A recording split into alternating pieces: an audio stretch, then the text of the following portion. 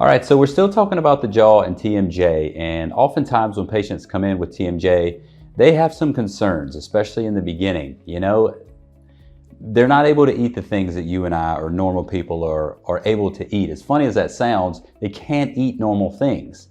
And if you've had TMJ, you know what I'm talking about. Your jaw just does not open and chew like everyone else when it's flared up, right? So we want to go over the 3 kind of foods to avoid, you know, while we go through care to get your jaw better.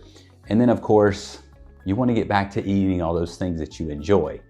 I mean, that's the big deal. You know, we want to get you better, but sometimes we have to pull those things out of your diet for a while so we can do some work on the jaw, allow things to heal and get back on track. And then you can slowly add those things back in, those foods, your favorite things to eat, whether it's a cheeseburger, watermelon, apple, chewing gum, ice, you know, the big things when you have TMJ. You don't want to stress that jaw too much, things that put too much pressure and stress on it. But while we're working on you, we do want to avoid, you know, 3, you know, groups of foods. The first would be something like an apple, right?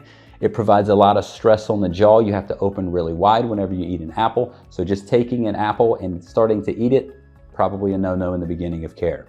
An easy fix, take a knife, cut it up into smaller pieces, and then you can consume it, right?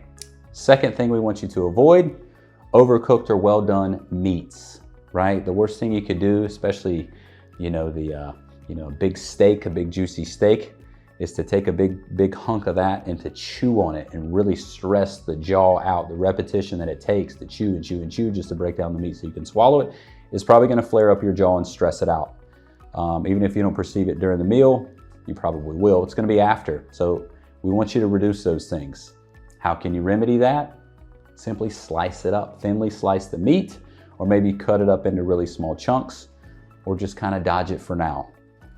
Or maybe cook it medium rare. I'm just kidding. Just pull it out of your diet for a little while, or alternate it with those smaller bites. And then number 3, something like a bunch of raw vegetables.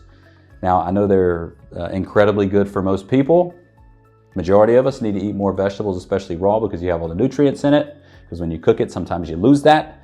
But think about a carrot. Like if I were to take a carrot and try to chew on that repetitiously and bite down on it, think of how much force it takes to do that. So, you know, we want to pull the carrots out of the diet for a little while, or easy fix, cook them, steam them. Because when you do that, what do?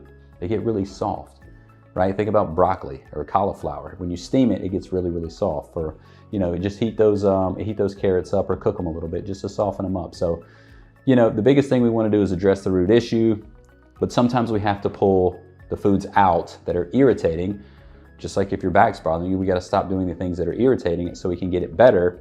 And then you can slowly add those things back in. Look, I want you to live your life to the fullest and do all the things you want to do, but sometimes we have to modify and make changes so you can get better. And I know that's what you want, and that's probably why you're watching this video. So if you have TMJ, if you need some help, reduce those foods and get some help, whether it's from us or a local chiropractor near you. We'd be honored to help. Thank you for listening. And if you ever need anything, just call or walk in the door. See you soon.